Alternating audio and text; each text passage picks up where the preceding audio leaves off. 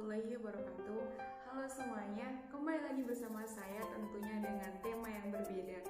Sebelumnya, perkenalkan nama saya Yasinta Almeida, saya dari kelas 3B, Program Studi Pendidikan Guru Sekolah Dasar, Fakultas Keguruan dan Ilmu Pendidikan, Universitas Lampung tahun angkatan 2020.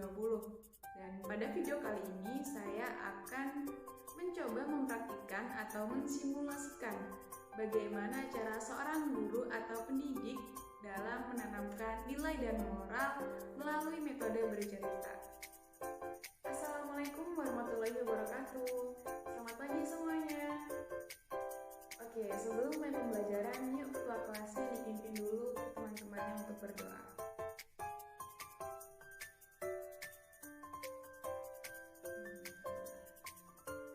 Alhamdulillah sesuai jadwal ya. Pagi hari ini kita akan belajar materi PKN yaitu tentang pendidikan, nilai dan moral. Hari ini Ibu mau cerita aja deh. Kalian yang menyimak ya. Dan seperti biasa dalam cerita ini masih ada keterkaitannya dengan materi kita pada pagi hari ini yaitu nilai dan moral. Sudah siap menyimak? Oke. Ini mulai ya. Alkisah, hiduplah seekor kelinci di sebuah hutan. Dia senang melompat-lompat berkeliling hutan seharian dan membanggakan dirinya. Dia juga suka mencerahkan betapa cepat dirinya dibanding hewan lain di hutan itu. Akulah hewan tercepat di hutan ini. Apakah ada yang mau balapan denganku? Ujarnya dengan sombong seekor kelinci. Kelinci memang dapat berlari dengan cepat menggunakan kakinya yang besar. Belum ada hewan lain yang pernah memenangkan balapan dengannya. Karena selalu menang balapan, kelinci merasa dirinya lah hewan tercepat di hutan itu. Dia menjadi semakin sombong. Kemanapun dia pergi, dia akan berkata, "Aku sangat cepat, tak akan ada yang bisa mengalahkanku." Semua hewan di hutan itu mulai merasa terganggu dengan kesombongannya. Mereka ingin dia diberi pelajaran agar sadar. Ternyata perbincangan mereka terdengar sampai kepada kura-kura. Kura-kura memberitahu mereka bahwa dia ingin balapan dengan kelinci. Tentu saja mereka terkejut kan dan merasa ragu gitu karena kura-kura kan sangat lambat. Dan kura-kura butuh waktu seharian untuk menempuh jarak yang dicapai kelinci dalam 1 menit. Namun kura-kura tidak goyah. Dia tetap ingin balapan dengan kelinci. Dan dengan percaya diri, kura-kura menemui kelinci yang sedang duduk di bawah pohon, lalu mengajaknya untuk balapan. "Kudengar, kau adalah hewan tercepat di hutan." "Bukan, tepatnya kaulah yang berpikir begitu. Tetapi biar lebih pasti, aku ingin balapan denganmu. Mari kita lihat siapa yang lebih cepat," tantang kura-kura. Kelinci tertawa dengan sangat keras dan menjawabnya dengan sombong. "Kamu mau melawanku? Hahaha, kau bercanda. Tak mungkin kau bisa mengalahkanku. Saat kau selesai 1 langkah, aku sudah melewati garis akhir."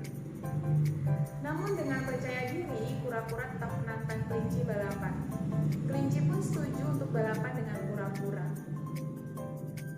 Keesokan paginya, semua hewan sudah tiba di tempat balapan, kecuali kelinci.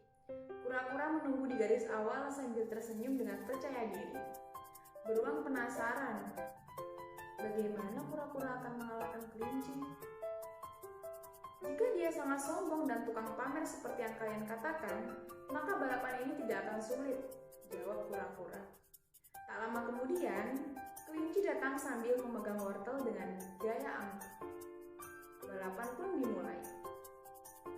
Kelinci melesat dengan cepat seperti anak panah sampai tak terlihat lagi. Sebaliknya, kura-kura mulai berjalan dengan lambat. Dan setelah lari sebentar, kelinci berhenti dan melihat ke belakang. Kura-kura belum terlihat. Kelinci lalu memutuskan untuk beristirahat dan menghabiskan wortelnya. Dan ketika wortelnya sudah habis, kelinci melihat ke jalan. Kura-kura sudah mulai terlihat. Sambil menyeringai, kelinci berdiri dan berlari lagi. Dalam waktu yang singkat, kelinci hampir sampai di garis akhir. Dia berhenti lagi dan mendekati pohon di dekatnya. "Aku mengantuk setelah sarapan. Sebaiknya aku duduk di bawah pohon ini dan tidur siang." Kelinci pun tidur siang dengan nyenyak. Dia yakin bahwa dia akan tetap menang balapan. Tidak seperti kelinci, kura-kura terus berjalan. Walaupun sangat lambat, dia terus berjalan dengan percaya diri melewati kelinci yang tidur nyenyak.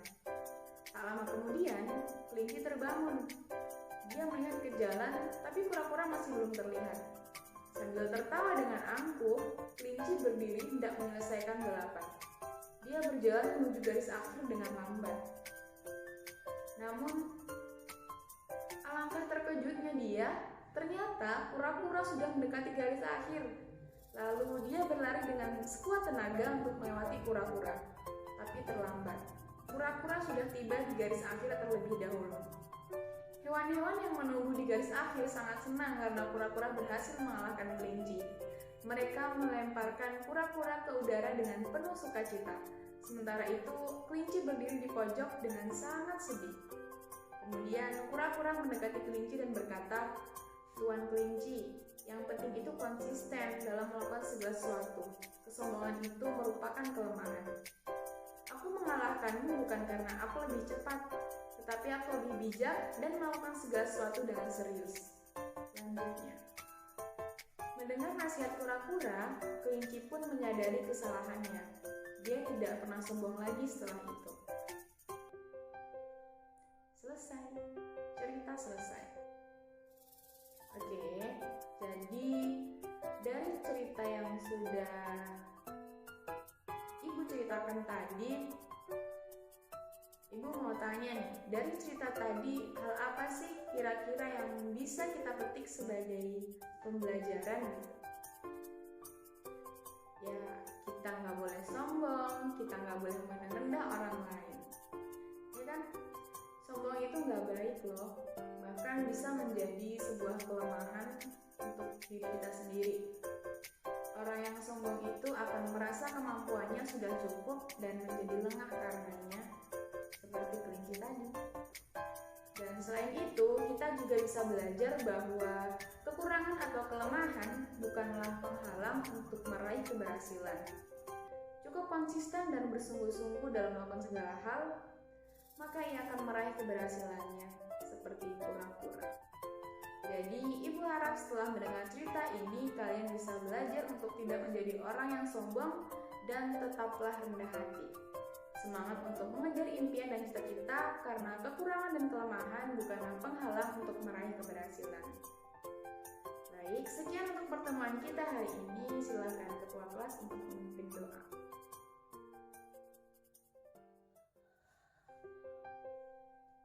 Terima kasih semuanya untuk hari ini. Ibu akhiri, wassalamualaikum warahmatullahi wabarakatuh. Sekian video simulasi pembelajaran untuk menanamkan nilai dan moral peserta didik dengan metode bercerita yang dapat saya tampilkan. Saya mohon maaf apabila ada kesalahan dalam kata, dan kepada Allah saya mohon ampun. Saya akhiri, wassalamualaikum warahmatullahi wabarakatuh.